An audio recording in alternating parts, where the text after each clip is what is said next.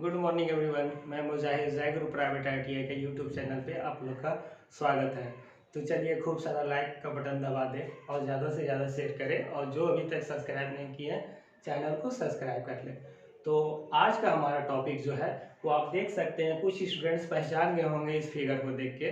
तो आज का टॉपिक क्या है बताइए? आज का टॉपिक है पंच। क्या है आज का टॉपिक? है हमारा पंच। ठीक है, तो पंच क्या है इसका मैं थोड़ा सा पहले इंट्रोडक्शन दे दूं कि पंच देखिए क्या होता है कि यह एक सिलिंड्रिकल बॉडी होती है या तो अष्टभुज आकार की बॉडी होती है, जिसपे क्या होता है, एक हेड बना होता है, बीच में बॉडी होती है और एक पॉइंट होता है। ठीक है, तो इसके तीन मुख्य पार्ट्स होते हैं, हेड, बॉडी एंड पॉइंट। तो बॉडी पे क्या होता है, नर्लिंग की हुई होती है। नर्लिंग की हुई होती है, इसके लिए मैं पहले जिक्र कर चुका हूँ। नर्लिंग क्यों की हुई होती है किसी भी बॉडी पे? ग्रिपिंग के लिए, मतलब अच्छी पकड़ बनाने के लिए, हमारा हाथ वहाँ पर पकड़ अच्छी बनाए, फिसले नहीं। ठीक है, तो ये था हमारा इंट्रोडक्शन पंच का। अब हम पंच के बारे में अगर हम कह सकते हैं कि पंच का यूज हम कब करते हैं। ठीक है, तो जब कोई ड्राइंग हम क्या होता है, जब कोई जॉब बनाया जाता है तो जॉब बनाने से पहले हमें क्या करनी पड़ती है, मार्किंग करनी पड़ती है।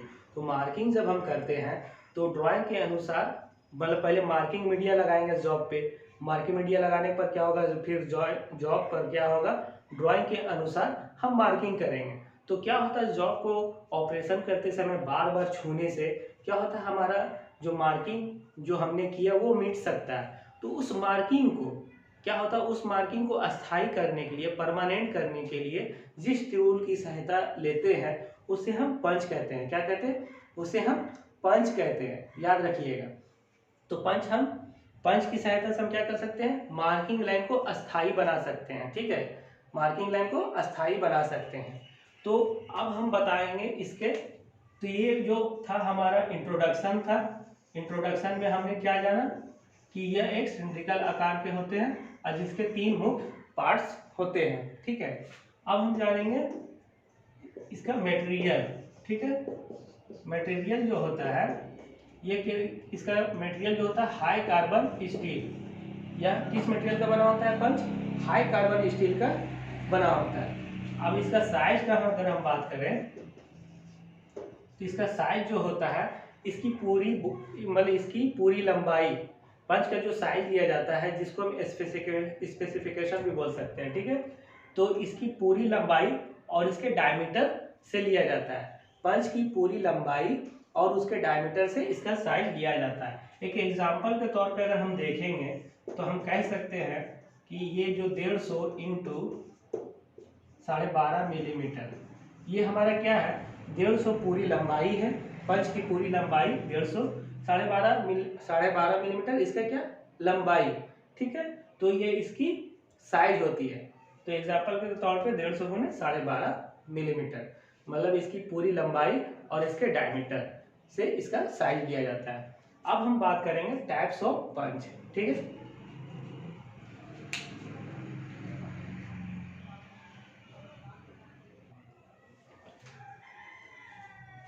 अब हम टाइप्स की बात करें तो टाइप्स ऑफ पंच, पंच कितने प्रकार के होते हैं? तो पंच मुख्यतः जो होते हैं वो दो प्रकार के होते हैं। कितना? पंच मुख्यतः दो प्रकार के होते हैं। ठीक है, पहला जो है हमारा प्रिंग पंच या डॉट पंच, दूसरा हमारा है सेंटर पंच। ठीक है, तो प्रिंग पंच जो है, हम प्रिंग पंच का अगर हम यूज बोलेंगे, यहाँ मैं लिख देता हूँ, प्रिंग पंच का जो होता है, इसका जो एंगल होता है, देखिए एंगल ये कुछ ना कुछ क्या होगा, एंगल बनाएगा।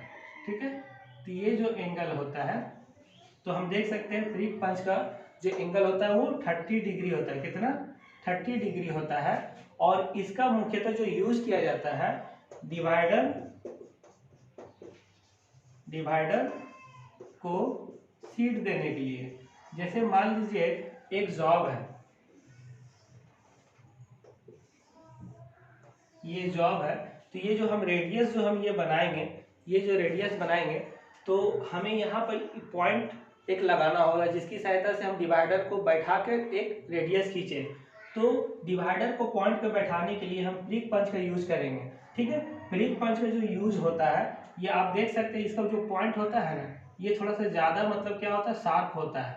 ठीक है, और चौड़ा कम होता है। क्या होता है? चौड़ा कम होता है, ज्यादा ये गहरा होता है। तो यहाँ पर हम क्या करेंगे, पॉइंट लगाकर इससे क्या होगा, रेडियस खींचने में हमें आसानी होती है। तो डिवाइडर के पॉइंट को बैठाने के लिए हम क्या करेंगे, डिवाइडर को सीट देने के लिए, मतलब डिवाइडर के पॉइंट को बैठाने के लिए हम क्रीप पंच का यूज करेंगे। और इसका एंगल जो होता है 30 डिग्री का होता है, और ये लाइट मेटल के लिए यूज होता है। ठीक है, मतलब लाइट मेटल में पंच करने के लिए, मतलब हल्की धातुओं में पंच करने के लिए, या तो फिर सॉफ्ट मेटल में। सॉफ्ट मेटल लिख सकते हैं आप यहाँ पर, लाइट छोड़कर आप यहाँ पर क्या लिख सकते हैं, सॉफ्ट मेटल के लिए हम डिवाइडर, मतलब सॉफ्ट मेटल में पंच करने के लिए हम क्रीप पंच का यूज करते हैं। ठीक है, अब हम जो दूसरा बोल रहे हैं वो क्या है, डॉट पंच। तो डॉट पंच जो है वो हम देख सकते हैं, डॉट पंच का जो पॉइंट एंगल होता है वो 60 डिग्री होता है। कितना, 60 डिग्री होता है। डॉट पंच का एंगल जो होता है वह एंगल कितना होता है, 60 डिग्री होता है। क्रीप पंच का 30 डिग्री, डॉट पंच का 60 डिग्री।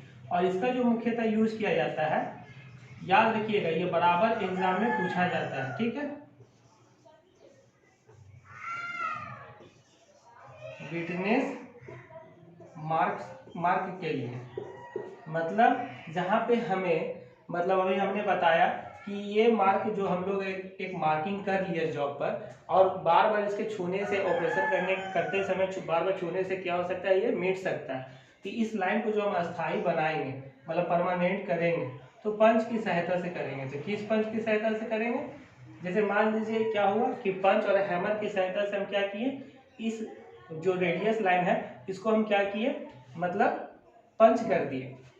ठीक है, तो हम किससे करेंगे, डॉट पंच से करेंगे। किससे करेंगे, डॉट पंच से करेंगे। तो डॉट पंच का जो एंगल होता है वो 60 डिग्री होता है। और विटनेस मार्क के लिए, मतलब परमानेंट मार्किंग करने के लिए, हमेशा याद रखेंगे, बराबर एग्जाम में पूछा जाता है डॉट पंच के बारे में ही।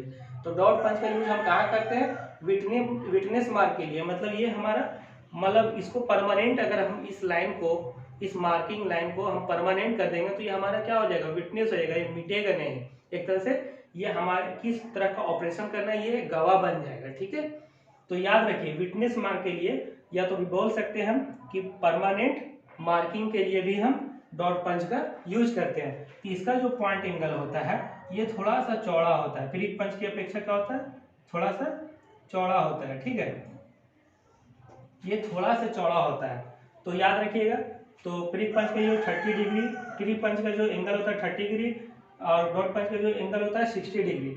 क्रीप पंच का जो यूज किया जाता है डिवाइडर को सीट देने के लिए, सॉफ्ट मेटल में इसका यूज किया जाता है। जबकि डॉट पंच का जो यूज होता है वो विटनेस मार्क के लिए यूज होता है, और इसका एंगल 60 डिग्री होता है।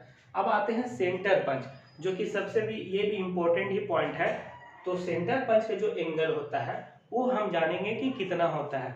तो सेंटर पॉइंट का जो एंगल होता है, सेंटर पंच का एंगल जो होता है 90 डिग्री होता है। कितना होता है, 90 डिग्री होता है। और इसका सबसे अच्छा यूज जो देखने को मिलता है सेंटर पंच का, ये होल की स्थिति को स्पष्ट करने के लिए।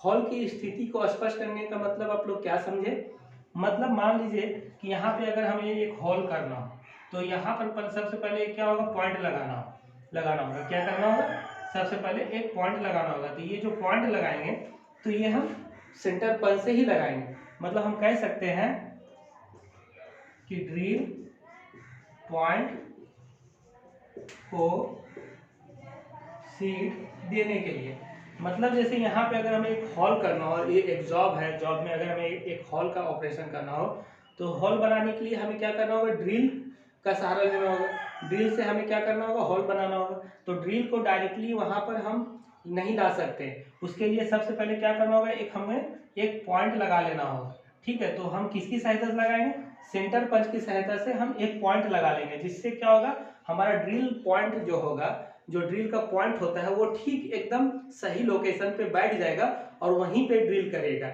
उसके लिए हमें सेंटर पंच की आवश्यकता होती है, जिसका एंगल 90 डिग्री होता है, जो कि ड्रिल पॉइंट को सीट देने के लिए इसका यूज किया जाता है। और ये क्या होता है, चौड़ा होता है। ये क्या होता है, इसका मान लीजिए जो ये होता है, मतलब जो हम पॉइंट लगाते हैं, पॉइंट इसका क्या होता है, चौड़ा होता है, गहरा नहीं होता है। क्या होता है,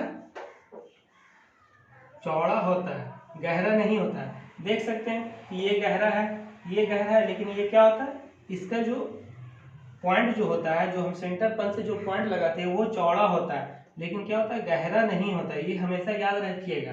क्या होता है चौड़ा होता है, बहुत गहरा नहीं होता है। तो ये जो हमारा था पंच था, तो पंच के बारे में आप लोगों को मैं पूरा जानकारी दे चुका हूँ। आई होप कि आप लोगों को अच्छे से समझ में आ गया होगा।